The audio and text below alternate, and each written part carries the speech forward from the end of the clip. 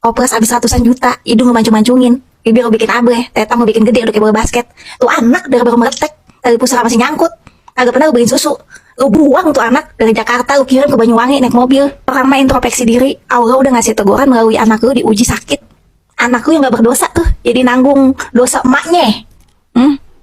Udah ke pojok begitu, udah ke pojok satu Indonesia Raya tahu, masih kagak mau ngaku juga. Kenapa sih, kenapa? Hah?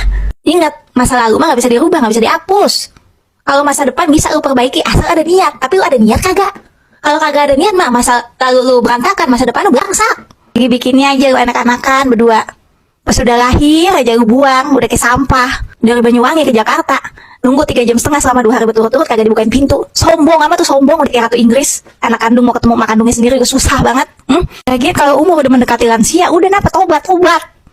Akuin salah lu, peluk anak lu, udah tobat. Udah banyak salah sama anak. Kedek banget.